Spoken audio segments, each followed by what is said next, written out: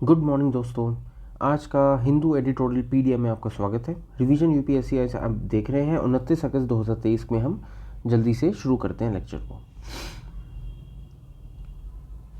तो पहला आर्टिकल है scan the internal dimensions on the road to 2024। तो इस आर्टिकल में देखते हैं कि ऑथर जो है वो क्या कह रहे हैं। सबसे पहले वो बात करते हैं कि भाई हमें सबसे पहले जो है चंद्रयान मिशन से कुछ लेसन सीखने पड़ेंगे। जैसे कि इसरो जो है फोकस करता है, पूरी तरह से फोकस करता है कि हमारे फेलियर्स जो हों वो एलिमिनेट हो पाएँ, ना कि सिर्फ हम सक्सेस मून मिशन पे पा पाएँ। हमें सारे के सारे फेलियर्स जो हैं उनके ऊपर हमें ध्यान देना है। ऐसे ही पॉलिसी मेकर्स को भी ऐसे ही काम करना चाहिए और जो पोटेंशियल इश्यूज़ हैं उनके ऊपर पूरी तरह से फोकस होकर काम करना चाहिए, ना कि सिर्फ आप इग्नोर कर दो उनको।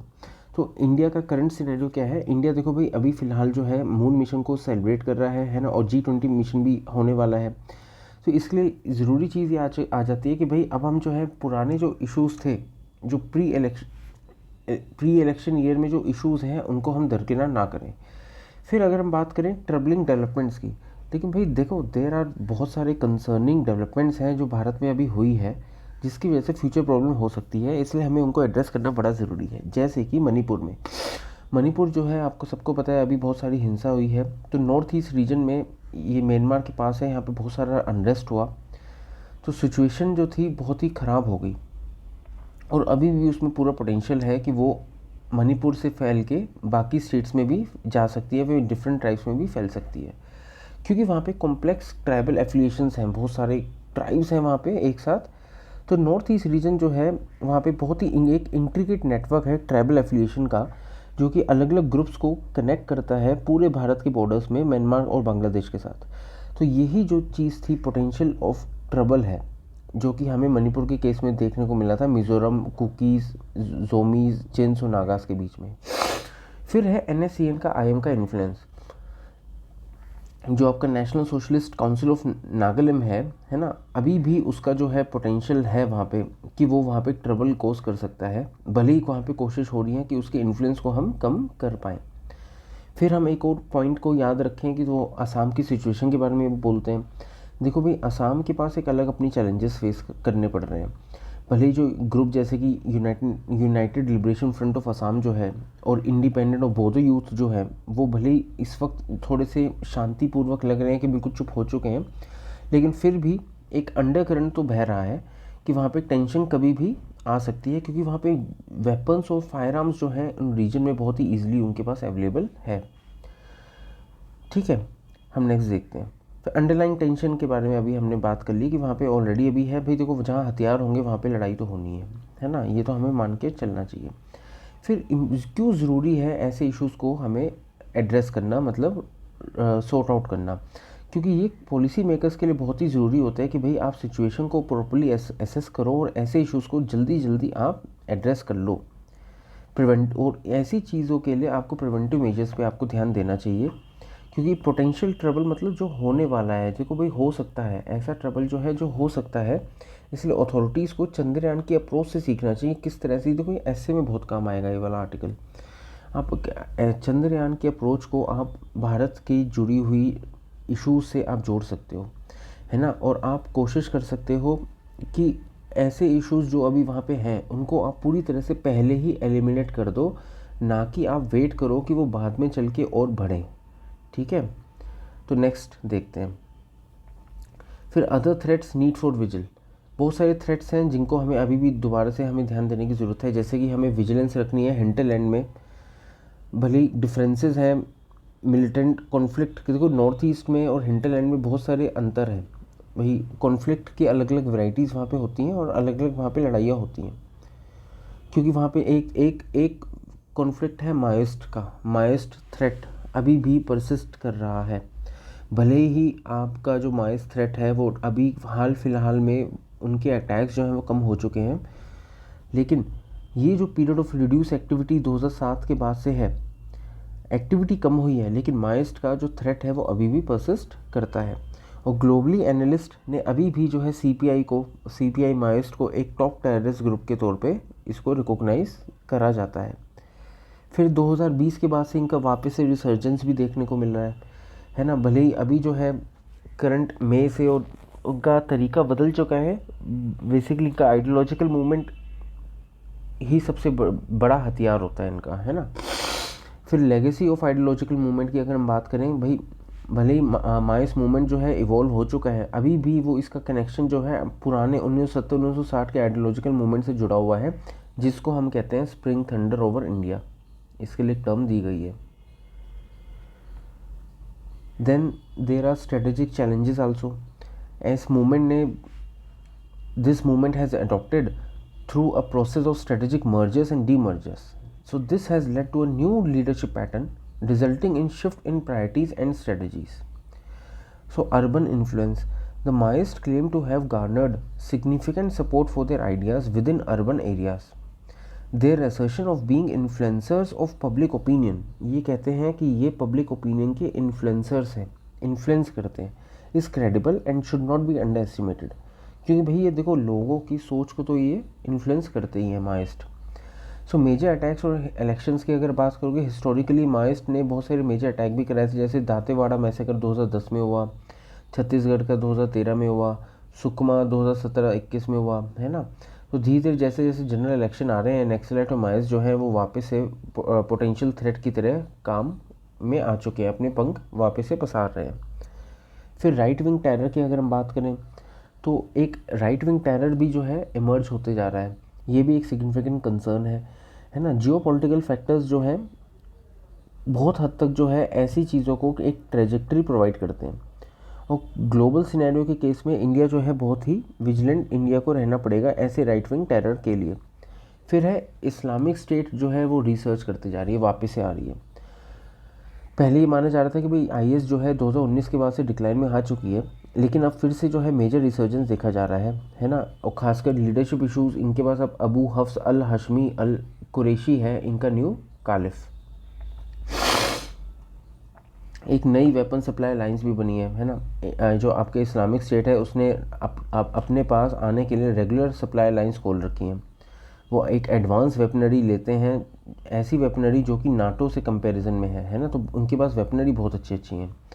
फिर हमें देखना पड़ेगा, we should revisit false sense of security. जो इंडिया का परसीव्ड सिक्योरिटी है कि भाई इंडिया मान के चल रहा है कि हम सब सिक्योर हैं, लेकिन हमें वापस से वो रीविजिट करना पड़ेगा, क्योंकि इंडिया ये कह रहा है कि भाई अभी जो है हाल फिलहाल में कोई मेजर टेरर अटैक नहीं हुए हैं, लेकिन हमें इसको दोबारा से रिकन्सिडर करना पड़ेगा, क्योंकि ग्लोबल ट्रेंड में ये दिख रहा है कि वापस से राइट विंग टेरर जो है वो रिसर्च कर चुका है। और ऑब्वियस ही बात है, अगर ग्लोबली रिसर्च कर रहा है तो इंडिया भी कोई ऐसा इम्यून नहीं है। फिर क्रॉस हेयर्स ऑफ आईएस, मतलब इस्लामिक स्टेट से वो क्रॉस हेयरिंग में है, मतलब कहीं ना कहीं वो टकराएंगे ज़रूर। और एक्सपर्ट्स ये इंडिकेट भी करते हैं कि इंडिया और इंडोनेशिया ऐसे देश हैं एशिया में जो सबसे ज़्यादा वल्नरेबल है आईएस की एक्टिविटीज़ के लिए। ये कंट्रीज़ जो है प्राइम टारगेट्स होते हैं इस्लामिक स्टेट की एक्टिविटीज़ के लिए, ठीक है। फिर है miss interpretation of the Kashmir situation. भाई देखो, मान लेते हैं कि भाई वायलेंस लेवल जो है जम्मू कश्मीर में कम हो गया, लेकिन इसका मतलब ये नहीं कि हम ये मान लें कि पूरी तरह से वहाँ का जो टेरर थ्रेट है वो ख़त्म हो चुका है, ठीक है। नए नए रीजन जो है साउथ में आज भी दोबारा से वहाँ पे टेरर अटैक्स पनपने लग गए हैं। फिर हमें इंटेलिजेंस की इंपॉर्टेंस पे भी हमें ध्यान देना होगा, क्योंकि अगर ऐसे काउंटर करना है हमें पोटेंशियल अटैक्स को, ऐसे पोटेंशियल अटैक्स को अगर हमें काउंटर करना है तो हमारे पास एक बहुत ही एक्यूरेट इंटेलिजेंस होनी चाहिए, जो कि हमारी क्षमताओं को और बढ़ा सके, ठीक है। फिर है ऑन पोलराइजेशन, इसमें एक छोटा सा इसी के अंदर टॉपिक था, इसी एडिटोरियल में देखते हैं क्या है। तो ये कह रहे हैं कॉम्युनल वायलेंस रिसर्जेंस की बात कर रहे हैं। तो भाई अनफॉर्चुनेटली एक बहुत ही ऐसा ट्रेंड देखा जा रहा है जिसमें कॉम्युनल वायलेंस और दंगे जो हैं भारत में वापस से रीइमर्ज हो चुके हैं। ये खासकर देखा जाता है प्री इलेक्शन ईयर में, मतलब इलेक्शन चुनावों से बस एक साल कुछ साल पहले ही ये शुरू हो जाता है।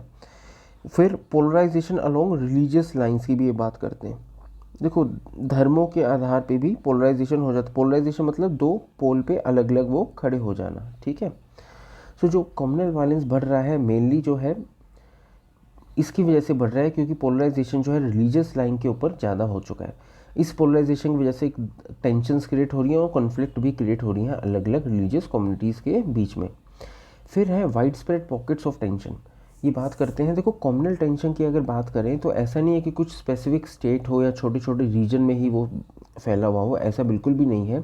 ये पूरे भारत में अलग अलग छोटी छोटी पॉकेट्स में, छोटे छोटे एरिया में वो फैला हुआ है। और बहुत सारे सीरियस इंसिडेंट भी वायलेंस के हुए थे अभी हरियाणा में, महाराष्ट्र में, जहाँ पे हमें थोड़ा सा ध्यान देना पड़ेगा। और डेलिब्रेट दंगे भी कराए गए, जानबूझ के भी दंगे कराए गए। जैसे कि फोरेंसिक एनालिसिस जब हुई रिसेंट इंसिडेंट की, जैसे कि नूह और गुरुग्राम में, तो ये पाया गया कि भाई ऐसे जो कॉम्युनल दंगे हुए हैं वो डेलिब्रेट इन नेचर थे, मतलब जानबूझ के कराए गए थे, है ना। ये बहुत ट्रबलसम एक इम्पैक्ट हमारे कंट्री के ऊपर डालता है। ठीक, फिर है ग्रोइंग हिंदू मुस्लिम डिवाइड। अभी हमने वैसे रिलीजियस पोलराइजेशन का हमने पढ़ ही लिया कि हिंदू मुस्लिम कम्युनिटीज़ का भी डिवाइड बढ़ता जा रहा है। फिर है स्प्रेड टू अनअफेक्टेड एरियाज़। ये भी हमने पढ़ा कि भाई कॉम्युनल वायलेंस जो है अब ट्रेडिशनली जो कुछ रीजन थे उन तक सीमित नहीं है, अब वो काफ़ी ज़्यादा फैल चुका है ना। फिर है nature of violence and countries image. ये ज़रूरी है भाई, ये जब भी कोई वायलेंस होता है इसकी वजह से भारत की छवि एक डेमोक्रेटिक वर्च्यूज़ के तौर पे वो नष्ट हो जाती है ना। तो हमें वायलेंस को रोकना बहुत ही ज़रूरी इसलिए हो जाता है। फिर है अटेंशन एंड मिटिगेशन। जैसे ही कम्युनल टेंशन बढ़ेंगे हैं, ये ज़रूर हमें ध्यान रखना होता है कि भाई इनके ऊपर हम ध्यान दें और ऐसी पोलराइजिंग एक्टिविटीज़ जो कि दंगे फसाद करा रही हैं उनको हम कभी ना कभी रोक पाएँ। फिर इंडिया का पीसफुल इलेक्शन रेपुटेशन भी बहुत है भाई। इंडिया का रेपुटेशन रहा है कि वो हमेशा पीसफुल चुनाव करा लेता है और इसको हमें रिकॉग्नाइज़ भी करना पड़ेगा। लेकिन इस अचीवमेंट के साथ साथ हमें और भी ज़्यादा विजिलेंस हमें लानी पड़ेगी ताकि ये जो रेपुटेशन है कहीं इसमें कोई दिक्कत ना आ जाए। और हमें बार बार एश्योरिटी देनी पड़ेगी कि भाई हम पीस रखेंगे। लेकिन भले ही इस वक्त पीस है, लेकिन इसकी कोई गारंटी नहीं है कि आगे जाके भी कोई इसमें पीस रह पाएगा, इसलिए हमें और ज़्यादा ध्यान देने की ज़रूरत है। फिर रेंज ऑफ थ्रेट्स के बारे में इन्होंने कहा है कि भाई मणिपुर सिचुएशन से, एक मणिपुर में सिचुएशन हो गई, फिर एक आपके नूह में सिचुएशन हो गई, है ना। और अभी भी जो है एट प्रेजेंट काफ़ी सारे दंगे हो सकते हैं, राइट विंग टेररिज्म का पार्ट बात कर रहे हैं। तो इंडिया के पास बहुत सारे थ्रेट्स हैं, तो ये भारत में सिक्योरिटी से रिलेटेड जो चैप्टर है उसमें ये आ जाएगा। और इसमें नेक्स्ट जो है फिर है responsibility of establishment and agencies. अभी ये कहते हैं, राइटर जो है वो कहते हैं कि भाई देखो पॉलिटिकल लीडर्स हो गए, सिक्योरिटी फोर्सेस होगी, पुलिस की एजेंसीज होगी, उनको बहुत ही ज़्यादा केयर के साथ और क्वेश्चन के साथ ऐसी थ्रेट को मैनेज करना ही होगा और पूरी डिलीजेंस दिखानी पड़ेगी ताकि पीस और सिक्योरिटी को वो वापस ला पाए, है ना। और देखो ये भी आपको पता होना चाहिए, लिबर्टी और विजिलेंस का एक प्राइस भी होता है भाई। अगर आप ज़्यादा लिबर्टी दे दोगे तो दंगे फसाद के चांसेस भी बढ़ जाएंगे, है ना। तो हमें एक बैलेंस बनाना, और ज़्यादा विजिलेंस कर दोगे तो भी दिक्कत आ जाएगी। तो इसलिए थोड़ा बहुत विजिलेंस भी ज़रूरी होता है अगर आप लिबर्टी को अपहेल्ड करना चाह रहे हो, ठीक है। तो विजिलेंस और लिबर्टी के बीच में कहीं ना कहीं एक रिलेशन आता है, ठीक है। तो विजिलेंस ही एक की है इंडिया की डेमोक्रेटिक प्रिंसिपल्स को हमें अगर हम अपहोल्ड करना चाहते हैं तो। फिर है डेमोन्स्ट्रेटिंग स्ट्रेंथ, है ना। अगर आप भाई आप मान लेते हैं चलो ठीक है हमारे पास थ्रेट है, लेकिन हम अपनी स्ट्रेंथ भी तो दिखलाएंगे। वो स्ट्रेंथ हमारी कैसे दिखेगी, जब हमारे चुनाव शांतिपूर्वक हो जाएंगे, वो ही दिखलाएगा कि किस तरह से हमारी दुनिया की सबसे बड़ी डेमोक्रेसी है और वो कितनी पावरफुल है।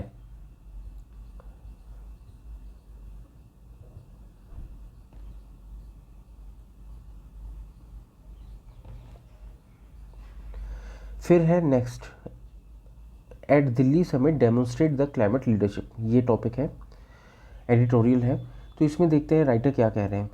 तो आप सबको पता है कि भाई G20 का समिट जो हो रहा है वो अभी इंडिया में होने वाला है। उसके लिए जो है ट्रैफिक रेगुलेशंस भी आ चुकी हैं, है ना, स्कूल की छुट्टियां भी हो गई हैं। तो अब ये क्या कह रहे हैं, तो इन्होंने पहले बात कही कि G20 को आप ग्रीन हाउस गैस एमिशन से भी जोड़ना है। तो भाई देखो G20 मेंबर नेशंस जो हैं वो कलेक्टिवली कंट्रीब्यूट करते हैं बहुत ही बड़ा global green house gas emission, और वो मेजर प्रोड्यूसर्स हैं फॉसिल फ्यूल के। फिर नेट ज़ीरो कमिटमेंट की बात करते हैं।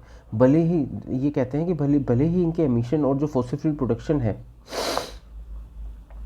वो कर रहे हैं, लेकिन फिर भी ज़्यादातर G20 कंट्रीज़ ने अपने आप को नेट ज़ीरो बनाने के लिए प्रतिज्ञा ले रखी है ना। और वो कोशिश कर रहे हैं कि किस तरह से उनके एमिशंस और फॉसिल फ्यूल यूसेज जो है वो नेट ज़ीरो में आ पाए। फिर बात होती है कलेक्टिव क्लाइमेट एक्शन की, और ये इसमें ये हो रहा है कि भाई देखो अब जो है वक्त आ चुका है कि G20 को कलेक्टिवली कोलैबोरेट करें, कोऑर्डिनेट करें और कम्पीट करें ताकि अपने क्लाइमेट गोल्स के एक्शन को वो अचीव कर पाएँ। क्योंकि ये बहुत क्रूशल मोमेंट है इस वक्त G20 समिट का, क्योंकि अपकमिंग G20 समिट जो नई दिल्ली में होने वाला है सितंबर 9 और 10 में, एक ये बहुत ही अच्छी अपॉर्चुनिटी प्रोवाइड करता है G20 मेंबर्स को कि वो अपनी लीडरशिप जो है दिखला पाए।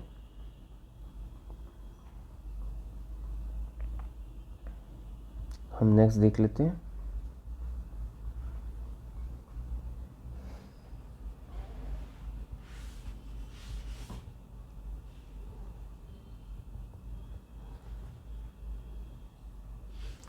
फिर है leadership ahead of global summits. तो G20 समिट देखो भाई एक बहुत ही अच्छी टोन सेट कर सकता है खासकर क्लाइमेट एक्शन के लिए, क्योंकि अभी आगे चल के जो है United nation climate ambition summit होने वाला है, फिर एक United nation framework convention on climate change होने वाला है, COP28 होने वाली है, ठीक है। तो इस चीज़ के लिए एक बहुत ही अच्छा एक रास्ता ये G20 समिट दे सकता है। फिर ये बात करते हैं कि भाई क्लीन एनर्जी की ओर हम कैसे शिफ्ट हो रहे हैं। तो रीसेंट डाटा में ये दिखलाया गया कि G20 मेंबर्स ने बहुत ही अच्छा कमिटमेंट दिखाया है क्लीनर एनर्जी सोर्सेज के लिए, और रिन्यूएबल एनर्जी जो है इनके पूरे एनर्जी मिक्स में 2021 की बात करोगे तो 29% जो है रिन्यूएबल एनर्जी आती है।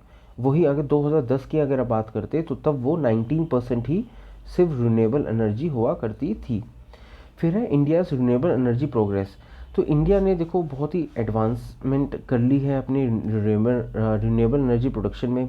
इंडिया जो है दुनिया के सबसे तीसरे नंबर पे प्रोड्यूसर हो चुका है, और खुद के लिए उसने बहुत ही अच्छा एम्बिशियस टारगेट सेट भी करा है ताकि वो अपनी रिन्यूएबल एनर्जी की कैपेसिटी को बढ़ा पाए, जिसमें 50% जो हो उसकी एनर्जी प्रोडक्शन जो हो वो किससे आए, रिन्यूएबल से 2030 तक।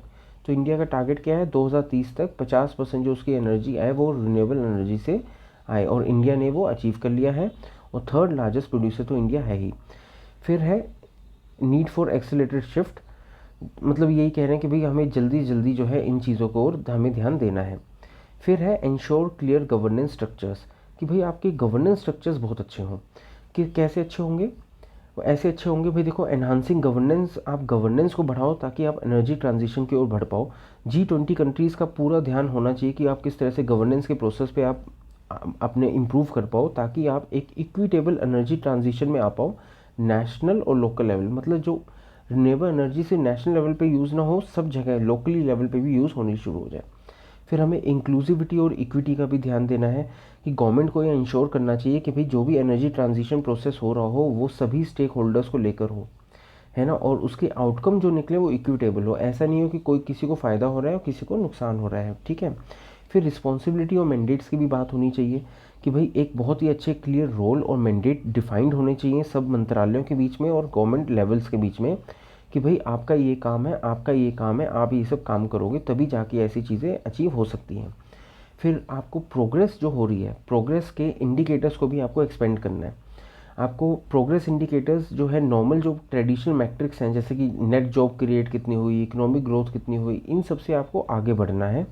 इसमें अब आपको नेचर ऑफ जॉब्स, भाई जॉब कैसी क्रिएट हुई ये भी आपको ध्यान देना है, या फिर जॉब की एक्सेसिबिलिटी कितनी है इस पर भी ध्यान देना है, या कम्युनिटी की रेजिलियंस कितनी है और इनोवेशन कितनी है। इन सब चीज़ों को आपको प्रोग्रेस में काउंट करना होगा। इनोवेशन कितनी है, नेचर ऑफ जॉब कैसी क्रिएट हुई, एक्सेसिबिलिटी टू जॉब्स कितनी है। फिर है कोऑर्डिनेशन मैकेनिज्म्स पे भी आपको ध्यान देना है। तो G20 मेंबर्स जो आ रहे हैं उनको ध्यान देना है कि भाई आपस में उनका कोऑर्डिनेशन बहुत ही अच्छा हो, किस तरह से वो गवर्नमेंट को और NGOs और सारे स्टेक होल्डर्स को वो एक साथ लेके काम करें। और हमें एग्जाम्पल से सीखना है, जैसे कि साउथ अफ्रीका में किस तरह से एक ट्रांजिशन फ्रेमवर्क लाया गया था प्रेसिडेंशियल क्लाइमेट कमीशन के द्वारा, PCC, जिसकी वजह से उन्होंने बहुत ही एनर्जी ट्रांजिशन एफर्ट बहुत ही अच्छे से वो रख पाए। फिर है एडिंग डीकार्बनाइजेशन, हमें डीकार्बनाइजेशन करनी है। कैसे करनी है, कार्बन डाइऑक्साइड कैसे हमें रिमूव करनी है, कि भाई देखो इकोनॉमिक डाइवर्सिफिकेशन फॉर स्टेबिलिटी की अगर हम बात करें कि इंडिया की G20 प्रेसिडेंसी जो है रिकॉग्नाइज करती है कि हमें क्लीन एनर्जी की ओर हमें ट्रांजिशन करना है अगर हम G20 इकोनॉमीज़ को डाइवर्सिफाई करना चाहते हैं तो, और अगर हम अपने रेवेन्यू स्ट्रीम्स को भी बढ़ाना चाहते हैं तो इस चीज़ के लिए हमें एक रोल आता है इंटरनेशनल फाइनेंशियल इंस्टीट्यूशंस का। तो इंटरनेशनल फाइनेंशियल इंस्टीट्यूशंस को भी अपनी इन्वेस्टमेंट जो हो इसी गोल के साथ अलाइन कर देनी चाहिए ताकि हम ये सब अचीव कर पाएँ और लो कार्बन इंडस्ट्रियल टेक्नोलॉजीज़ हम दुनिया में ला पाएँ। और there is urgency of transition in steel production, देखो भाई ग्लोबली डिमांड होते जा रही है ग्रीन स्टील, ग्रीन स्टील का कॉन्सेप्ट आ गया है, ग्रीन स्टील। तो इसकी वजह से जो है कोशिश हो रही है कि किस तरह से हम लो कार्बन स्टील प्रोडक्शन पाथवेज की ओर हम शिफ्ट हो जाएं। ठीक है, ग्रीन स्टील की इन्होंने बात करी है। फिर है G20 role in low carbon steel production. देखो G20 नेशन की अगर आप बात करोगे तो वो 90% जो है ग्लोबल स्टील प्रोडक्शन कोर्स करते हैं, बनाते हैं, 90% स्टील बनाते हैं और 80% वो कंज्यूम कर लेते हैं खुद के लिए। तो इनका बहुत बड़ा रोल रहेगा अगर वो कार्बन ग्रीन स्टील को प्रमोट कर पाएँ तो। फिर है मैंडेट फॉर फाइनेंशियल इंस्टीट्यूशंस। हमने बताया कि भाई G20 जो है इन्वेस्टमेंट ड्राइव कर सकती है ग्रीन स्टील ट्रांजिशन की ओर, कि ग्रीन स्टील बनना शुरू हो जाए जहाँ पे लो कार्बन रिलीज़ हो। इसके लिए फाइनेंशियल इंस्टीट्यूशंस को भी मदद करनी पड़ेगी, है ना, पैसे देने पड़ेंगे, पैसे देंगे तो ही तो होगा ना शिफ्ट। फिर है collective green public procurement commitment. जो G20 का एक खुद का एक कलेक्टिव ग्रीन पब्लिक प्रोक्योरमेंट होना चाहिए ताकि वो डीकार्बोनाइजेशन को प्रमोट कर पाए, खासकर स्टील और सीमेंट इंडस्ट्रीज़ में। फिर है effective reform through collaboration, green public procurement की वो बात करते हैं। Then there is need for transparency also. Need for transparency की क्या बात करते हैं, देख लेते हैं। देखो भाई कह रहे हैं कि भाई हमें कोशिश इंटरनेशनल अंतर्राष्ट्रीय एफर्ट करने पड़ेंगे कि भाई जस्ट एनर्जी ट्रांजिशन के लिए, और G20 जो है बहुत ही अच्छा वो ला सकता है जस्ट एनर्जी ट्रांजिशन पार्टनरशिप्स के लिए, कि हमें ग्रीन एनर्जी की ओर शिफ्ट होना है। बेसिकली सारी बात ये है। फिर इन्होंने कहा कि भाई आप एंकरेज करो ट्रांसपेरेंट फॉसिल फ्यूल प्लान्स को, कि भाई एंकरेज करना चाहिए ऐसे फॉसिल फ्यूल प्रोड्यूसिंग नेशन को कि भाई वो आप जो है हमें ट्रांसपेरेंट और रिलायबल इन्फॉर्मेशन प्रोवाइड करें, आपके पास कितना तेल है, गैस है, कोल प्रोजेक्ट कितने चल रहे हैं, है ना, ताकि हम एक अच्छा ग्लोबल और नेशनल क्लाइमेट गोल्स बना पाए।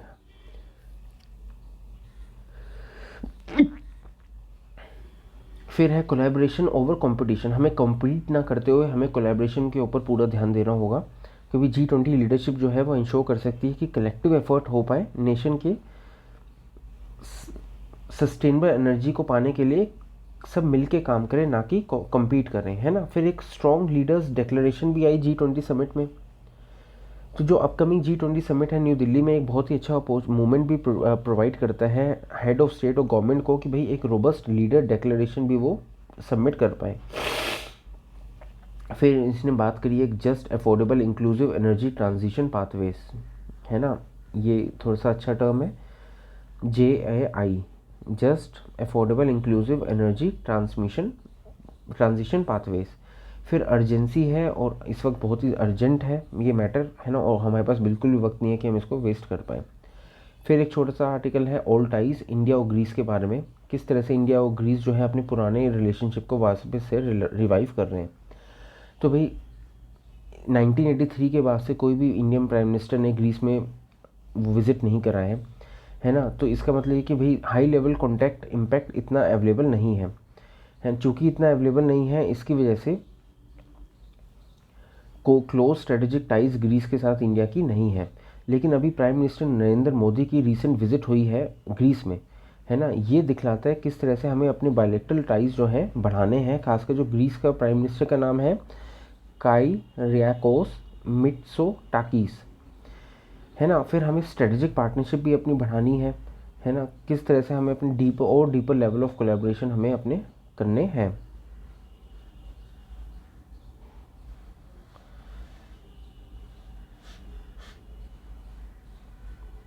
नेक्स्ट देख लेते हैं। फिर डायलॉग मैकेनिज्म और पार्टनरशिप की अगर हम बात करें तो भाई देखो NSA एडवाइजर्स की भी डायलॉग हुई है, नेशनल सिक्योरिटी एडवाइजर्स की हुई हैं, स्किल्ड माइग्रेशन और मोबिलिटी पार्टनरशिप हुई है ना, इंडिया यूरोपियन, और ताकि हम एक नेगोशिएशन फाइनलाइज कर पाए India European union free trade agreement में, खासकर कनेक्टिविटी पार्टनरशिप को लेके। और हिस्टोरिकल और ट्रेड कंटेक्स्ट भी हमारा रहा है कि भाई अलेक्जेंडर इन्वेजन जब हुई थी तब भी हमारा इसके एक हिस्ट्री जुड़ी हुई है। और करंट एक्सचेंज जो है जहाँ तक टूरिज्म और ट्रेड को लेकर ही होता है $2 बिलियन का है, और लेबर माइग्रेशन को लेकर होता है। तो बेसिकली इंडिया ने, मोदी ने इनको कहा है economic gateway to the European Union, ये बोला है ग्रीस को, ठीक है। फिर जियो पॉलिटिकल इम्पिटस भी है स्ट्रेटेजिक टाइज के लिए कि इंडिया का स्ट्रेटेजिक आउटरीच जो होनी चाहिए ग्रीस के लिए बहुत ही ज़रूरी है अगर आप जियोपॉलिटिकल इम्पीटस लाना चाहते हो। ग्रीस जो है बहुत सारे इकोनॉमिक चैलेंजेस से भी फेस कर रहा है, जैसे कि चाइना का डेप्ट उसको देखना पड़ा, है ना। फिर ग्रीस का जो है रिलेशन भी बहुत ज़्यादा इम्प्रूव हो चुके हैं इसराइल और सिप्रस के साथ, क्योंकि एक और ये कॉलिशन है टर्की को इन्फ्लुएंस को वो करने के लिए। तो ग्रीस जो है इसराइल और सिप्रस से भी अच्छा वो बनाता है, क्योंकि आप देखो इंडिया का भी जो है टर्की से ज़्यादा अच्छे रिलेशन नहीं है, तो इंडिया के लिए भी एक कॉमन ग्राउंड है ना। जैसे टर्की के साथ OIC रोल हो गया, कश्मीर हो गया, इसमें इंडिया का टर्की के साथ ज़्यादा अच्छा रिलेशन नहीं होता है। फिर पोटेंशियल अलाइनमेंट भी है इंटरेस्ट को लेके, कि इंडिया का जो कंसर्न है ना टर्की के इन्फ्लुएंस को लेके, वो ग्रीस से मैच करता है। तो दिल्ली अंकारा टेंशन जो है ये एक रूम क्रिएट करता है इंडिया के लिए, ताकि वो एक ग्रीस, इसराइल और सिप्रस के साथ अच्छी दोस्ती कर पाए। और मैरीटाइम सिक्योरिटी कंसर्न्स को लेके भी जो है हमारी बातचीत इनसे हो सकती है। फिर ईस्टर्न मेडिटेरेनियन और इंडो पैसिफिक लिंक की भी अगर बात करें हम, तो ग्रीक प्राइम मिनिस्टर जो है मिटसोटाकिस ने हाईलाइट किया किस तरह से हमारे कॉमन इंटरेस्ट हैं ईस्टर्न मेडिटेरेनियन और इंडो पैसिफिक रीजन को लेके। पॉजिटिव साइन है चंद्रयान-3 में, ग्रीस का प्राइम मिनिस्टर ने तारीफ़ करी इंडिया के चंद्रयान-3 मिशन को, है ना।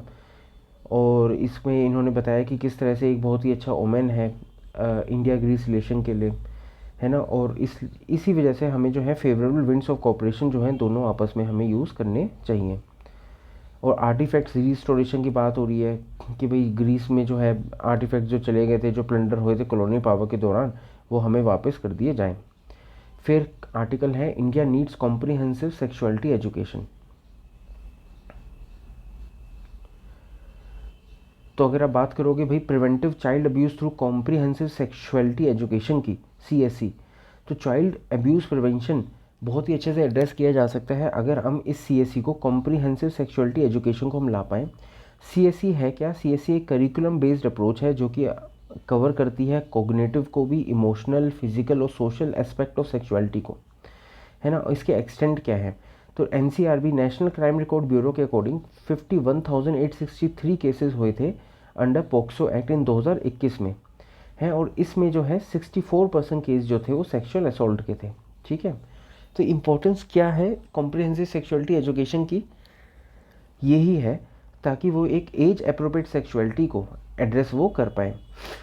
फिर एक है अपोजिशन और ostrich like approach. Ostrich like approach मतलब छुपे हुए हैं, हमें पता है लेकिन हम फिर भी एक्सेप्ट नहीं कर पा रहे हैं।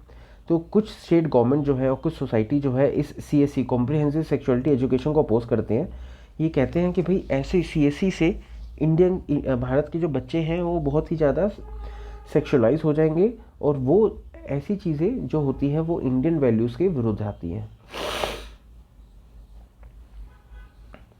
फिर बात करें कि भाई ये जो भी बातें वो कर रहे हैं ये कि मिसकंसेप्शंस है ना। तो कुछ आर्ग्यू करते हैं कि भाई CSE जो है इनएप्रोप्रिएट है, लेकिन एक्चुअली देखा जाए तो ये एज अप्रोप्रिएट इन्फॉर्मेशन प्रोवाइड करते हैं बच्चों की सेफ्टी और वेलबींग के लिए। पैट्रियार्कल और हायरार्किकल वैल्यूज़ की अगर हम बात करें, जो अपोजिशन जो है वो मेनली जो है ट्रेडिशनल वैल्यूज़ को लेकर वो कहते हैं कि भाई हमारे पैट्रियार्कल और हायरार्किकल सोशल स्ट्रक्चर्स जो हैं वो एक्सेप्ट नहीं करते हैं। मास मीडिया का भी बहुत ज़्यादा इम्पैक्ट पड़ रहा है, क्योंकि मास मीडिया का फ़ायदा ये हो सकता है कि भाई मास मीडिया जो है ऐसे ट्रेडिशनल वैल्यूज़ को और फैला सकती है, जो कि और ज़्यादा यूथ एडल्ट्स को खास इररिस्पेक्टिव जेंडर के लिए डेट्रीमेंटल हो सकता है। तो अगर आप रेजिस्ट कर रहे हो CSE को, है ना, और अपने ट्रेडिशनल वैल्यूज़ को प्रमोट कर रहे हो, तो इसका बहुत ही नेगेटिव कॉन्सिक्वेंसेस हो सकता है मेंटल और इमोशनल वेलबींग के ऊपर यंग एडल्ट्स के लिए।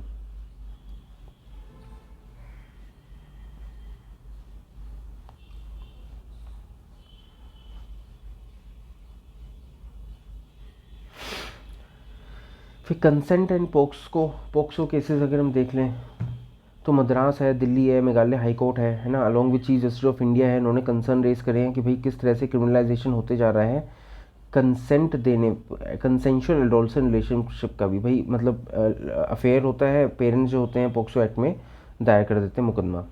तो इसलिए हमें समझना होगा, कंसेंट को समझना बहुत ही ज़रूरी है। तो सेक्सुअल कंसेंट को समझना बहुत ही ज़रूरी होता है अगर आप ऐसे वायलेशंस को, ऐसे अब्यूज़ को आप रोक पाओ और हेल्दी रिलेशनशिप को प्रमोट कर पाओ। है ना। टिंडर की स्टडी ने कंक्लूड किया कि भाई 64% जो यंग मुंबईकर्स हैं, है ना, उनको वो अनश्योर होते हैं कि उनको उनको समझ नहीं आता कि भाई वो अपनी कंसेंट दें या फिर ले कैसे या फिर विड्रॉ कैसे करें जब डेट कर रहे होते हैं, है ना। उनको समझ नहीं आता कंसेंट देना कैसे है, क्या होता है। तो फिर कॉन्सेप्ट जो है सेक्सुअल कंसेंट का नॉर्मली वेस्टर्न लैंग्वेज से इन्फ्लुएंस्ड है, और इसमें हिस्टोरिकल डिस्कशन हम ज़्यादा नहीं करते हैं, मतलब वेस्टर्नर्स का ज़्यादा इम्पैक्ट है। कामसूत्र का भी रोल की इन्होंने बात कर रखी है। जो सर रिचर्ड बर्टन की ट्रांसलेशन है कामसूत्रा, ये जो होती है कंसेंट के ऊपर खासकर ध्यान देती हैं अगर सेक्सुअल प्रेशर की हम बात करें। लेकिन डिस्कशन, कॉम्प्रहेंसिव डिस्कशन जो है इस टॉपिक के ऊपर वो अभी भी एब्सेंट है ना। फिर need for regional language vocabulary, ये कह रहे हैं कि भाई नॉन इंग्लिश स्पीकिंग पॉपुलेशन के लिए एक रीजनल लैंग्वेज वोकेबलरी भी आनी चाहिए अगर आप सेक्सुअल कंसेंट के नुएंसेस को आप डिस्कस करो। तो कॉम्प्रिहेंसिव सेक्सुअलिटी एजुकेशन आनी है, क्योंकि एनसीआरबी का डाटा भी यही कह रहा है कि वो आनी ज़रूरी है। और जेंडर न्यूट्रल अवेयरनेस भी लानी होगी, जिसमें हमें मेल और फीमेल चिल्ड्रन दोनों ही विक्टिम्स होते हैं सेक्सुअल अब्यूज़ के, इसलिए हमें जेंडर न्यूट्रल अवेयरनेस और एजुकेशन को हमें लाना होगा। फिर वेलबींग और डिग्निटी की अगर हम बात करेंगे,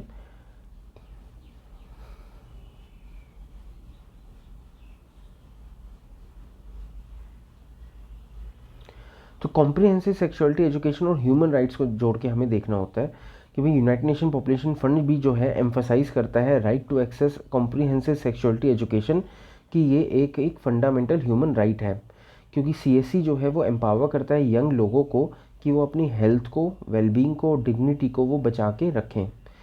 ठीक है। फिर है United nation global guidance on CSC. United nation भी रिकमेंड करता है कि आप कॉम्प्रिहेंसिव सेक्सुअलिटी एजुकेशन इनिशिएट कर पाओ 5वीं कक्षा से ही, 5 साल से ही फॉर्मल एजुकेशन के साथ।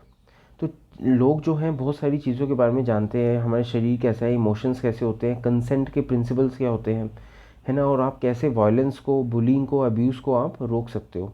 इसके फ़ायदे क्या होंगे सीएससी के? सीएससी ऑब्वियसली बात है, फ़ायदा होगा ना भाई, यूथ को इन्फॉर्मेशन मिलेगी उनके राइट्स के बारे में, सेक्सुअलिटी के बारे में, और वो इन्फॉर्म डिसीजन अपने ले पाएंगे। ठीक है। तो it is associated with delayed sexual activity compare to programmes based solely on abstinence. ना कि आप सिर्फ एब्सटीनेंस मतलब आप कुछ करोगे ही नहीं, अभी ये प्रमोट करते हैं कुछ मत करो, लेकिन अब जो है ये प्रमोट होता है कि भाई आप बाद में करो, अभी टाइम अभी जो है आपकी एज नहीं हुई है। फिर है impact on intimate partner violence. तो यूएनएफपीए जो है गाइडेंस अंडरस्कोर करती है ज़रूरी जो है importance of monitoring and evaluating comprehensive sexuality education programmes. Integration of POCSO awareness की भी बात करी है इन्होंने कि किस तरह से केरला की जो state council of education research and training है वो प्लान कर रहा है इंटीग्रेट करे पोक्सो की अवेयरनेस जो हो उनके करिकुलम में 2024-25 से। ठीक है। एक होलिस्टिक अप्रोच भी लानी ज़रूरी है सेक्सुअल हेल्थ और राइट्स को लेके, क्योंकि रिलेशनशिप एक है सेक्सुअल हेल्थ का और ह्यूमन राइट्स का, बहुत ही कॉम्प्लेक्स और इंटर रिलेटेड, देखो कॉम्प्लेक्स भी है और दोनों आपस में जुड़े भी हैं। तो इसलिए कॉम्प्रिहेंसिव करिकुलम लाना बहुत ही ज़रूरी है, जो कि ऐसे दोनों सिर्फ लीगल एस्पेक्ट को ध्यान में ना रखते हुए सारी चीज़ों के ऊपर वो ध्यान रखे। फिर एक इम्पोर्टेंस की भी बात करी है, किस तरह से हमें टीचर कैपेसिटी बिल्डिंग भी करनी है, क्योंकि यूनाइटेड नेशन 2021 में ग्लोबल स्टेटस रिपोर्ट आई थी, इन्होंने एम्फसाइज़ किया था कि भाई टीचर की कैपेसिटी भी हमें बिल्डअप करनी है अगर हम इन चीज़ों को अच्छे से लाना चाहें तो। फिर एक क्वेश्चन भी देते हैं कि इनएक्यूरेट इन्फॉर्मेशन देने से भी बचना है और साइलेंस से भी बचना है, कि भाई साइलेंसिंग मतलब कि ऐसा डिस्कस मत करो, चुप करा दो, ऐसा भी इसका भी नेगेटिव कॉन्सिक्वेंसेस रहते हैं। टीचर का नॉलेज गैप तो हमें पता ही है ना, तो इसके लिए हमें उनको ट्रेन करना है। फिर गवर्नमेंट की एक एनजीओ की स्टडी भी हुई झारखंड में, उड़ान प्रोग्राम जो हुआ झारखंड में, वो एक शुरू हुआ था adolescent reproductive and sexual health initiative under the state AIDS control society के तौर पे, है ना। फिर ये एजुकेशन डिपार्टमेंट में बदल गया और एक मॉडल ऑफ कमिटमेंट मॉडल के तौर पे अभी जाना जाता है, किस तरह से आप कॉम्प्रिहेंसिव सेक्सुअलिटी एजुकेशन आप बढ़ा दो। फिर decentralise responsibility in India, Bharat में देखो रिस्पॉन्सिबिलिटी जो है सेक्सुअलिटी एजुकेशन की वो स्टेट गवर्नमेंट के पास है ना। हर स्टेट के पास फ्रीडम है कि वो अपने इनोवेटिव करिकुलम्स लाए यूएनएफपीए फ्रेमवर्क के अंतर्गत, ताकि वो इस इशू को रिजॉल्व कर पाए। ठीक है। और स्टेट्स को ये एंकरेज भी किया जाता है कि भाई वो कम्प्रीहेंसिव सेक्सुअलिटी एजुकेशन करिकुलम अपने ज़रूरत के हिसाब से, कंटेक्स्ट नीड्स के हिसाब से वो लाए, है ना। इस ऐसी अप्रोच से देखो एनेबलिंग होती है tailoring education to regional sensitivities and preferences.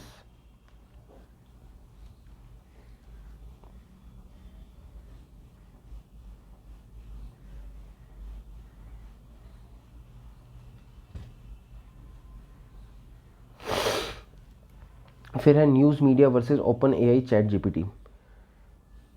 तो what does open AI do? भाई ओपन एआई और न्यूज़ एजेंसीज के बीच में बड़े इश्यूज चल रहे हैं, है ना।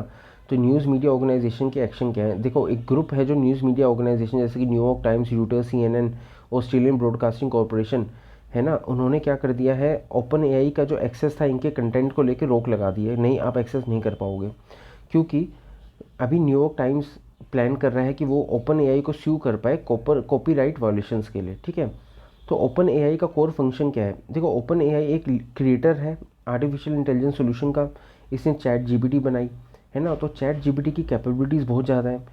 वो बहुत सारे टॉपिक्स के ऊपर वो बात कर सकता है, आपको आंसर दे सकता है, स्टोरीज़ बना सकता है, यहाँ तक कि सॉफ्टवेयर कोड भी बना सकता है ना। और एआई की एडवांसमेंट भी बहुत ज़्यादा हो चुकी है। जैसे ही चैट जीपीटी आई है, एआई की एडवांसमेंट बहुत ज़्यादा देखी गई है। और एट प्रेजेंट जो है ओपन एआई की वैल्यू जो है $30 बिलियन है।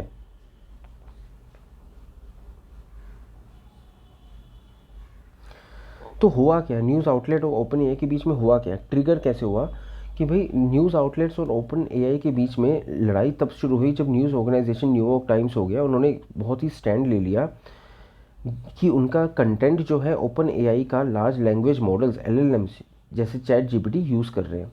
तो LLM है क्या, लार्ज लैंग्वेज मॉडल्स जैसे कि चैट जीपीटी, उसको बहुत ही ट्रेन करने के लिए बहुत ही बड़ा डाटा चाहिए होता है ताकि एक ह्यूमन लैंग्वेज पैटर्न्स को वो समझ पाए।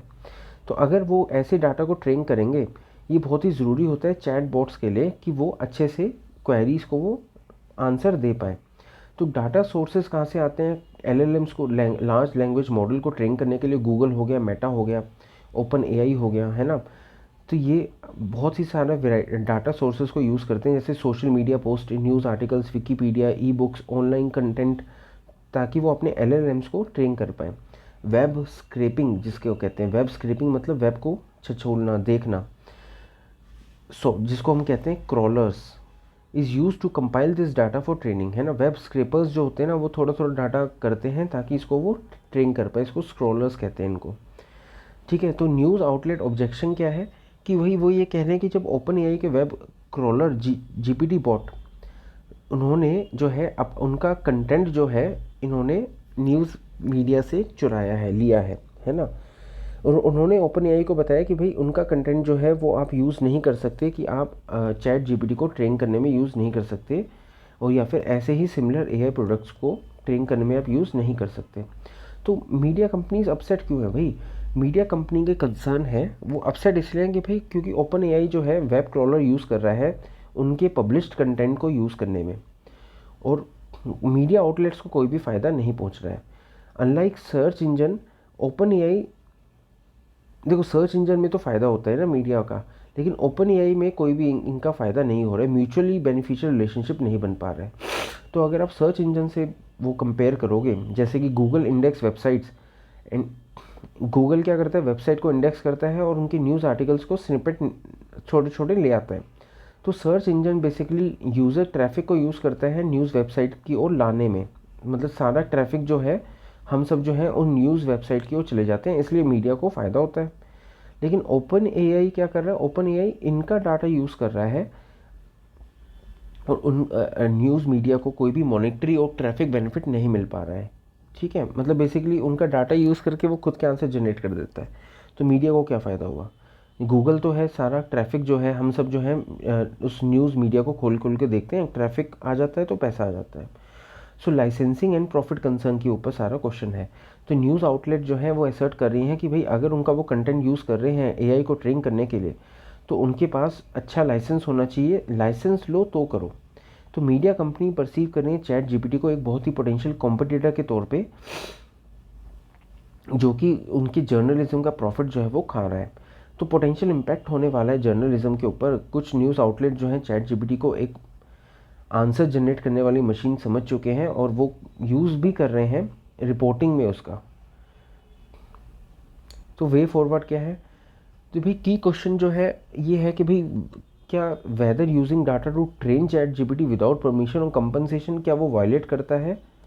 अगर आप चैट जीपीटी जो है उनके डाटा को यूज़ कर रहे हैं तो क्या वो वायलेट कर रहा है राइट्स ऑफ डाटा सोर्सेज, है ना? कि क्या ऐसे यूजेज से क्या सच में कॉपीराइट या इंटेलेक्चुअल प्रॉपर्टी राइट्स का हार्म होता है? फाइनेंशियल फिजिबिलिटी की भी बात करते हैं। क्रूशियल एस्पेक्ट ये देखने को है कि कितना कंपनसेशन जो है ओपन एआई अफोर्ड कर सकता है डाटा सोर्सेज को पे करने के लिए, है ना? तो बैलेंस जो है कंपनसेशन और फीजिबिलिटी का बहुत ही मुश्किल है। और वैल्यू ऑफ ऑनलाइन कंटेंट की बात करोगे तो जो टेक एक्सपर्ट है वो आर्ग्यू करते हैं कि जो ऑनलाइन कंटेंट की वैल्यू है वो एग्जिस्ट करती है एग्रीगेट में, मतलब छोटे छोटे पीसेस मैटर नहीं करते, जब आप उसको कंबाइन कर देते हो वही उससे वैल्यू बनती है। Individual pieces contribute to overall quality. तो अगर एक्सेस जो हो मीडिया पब्लिकेशन को मना, मतलब चैट जीपीटी को मना कर दे कि भाई आप मीडिया पब्लिकेशन एक्सेस नहीं कर सकते, तो चैट जीपीटी की क्वालिटी भी जो है वो कम होती चली जाएगी। तो यही इंपॉर्टेंस है कंटेंट कंट्रीब्यूशन की। तो लाइसेंसिंग अरेंजमेंट की अगर आप बात करोगे कि open AI recent licensing arrangement हुई है दी एसोसिएटेड प्रेस के साथ। ये डेमोन्स्ट्रेट करती है कि कुछ डाटा जो है लेना उनके लिए ज़रूरी रहता है ताकि वो पैसे दे दें, और तभी तो देखो भाई डाटा आएगा तभी तो चैट जीपीटी कुछ बता पाएगा ना आंसर, है ना? तो इन्होंने एक वो भी बनाया एसोसिएटेड प्रेस के साथ, इन्होंने लाइसेंसिंग अरेंजमेंट भी करी है ना? इससे ये भी क्वेश्चन रेज होता है कि भाई मान लो कि जब कुछ कंटेंट क्रिएटर्स जो हैं पेमेंट देने से मना कर दें और वो ओपन एआई को स्यू करने शुरू कर दें कॉपीराइट इन्फ्रिंजमेंट के लिए, तो अब क्या होने वाला है? तो लीगल इम्प्लीकेशंस भी हैं इसके फ्यूचर के लिए, क्या है लीगल बैटल्स भी हो सकती हैं आगे चल के जर्नलिज्म एआई, है ना? तो बेसिकली सारी बात ये है कि ओपन एआई जो है इस वक्त मीडिया की ज़्यादा अच्छी बन नहीं रही है, और मीडिया आउटलेट्स जो है उनको सू कर रहे हैं, वो कहने की भी उनका कंटेंट जो है वो यूज़ कर रहे हैं। ओपन एआई कह रहा है स्क्रॉलर्स के थ्रू वो यूज़ करता है, और छोटे छोटे जो कंटेंट आप यूज़ करते हो उसी से अच्छा एक कंटेंट बनता है। और आगे हम देखते हैं कि क्या होगा, कि सच में आईपीआर इन्फ्रिंजमेंट कॉपीराइट इन्फ्रिंजमेंट है या नहीं है। ठीक है, आज के लिए इतना ही। आप अच्छे से मन लगा के पढ़ते रहो। थैंक यू, धन्यवाद, टाटा, बाय बाय।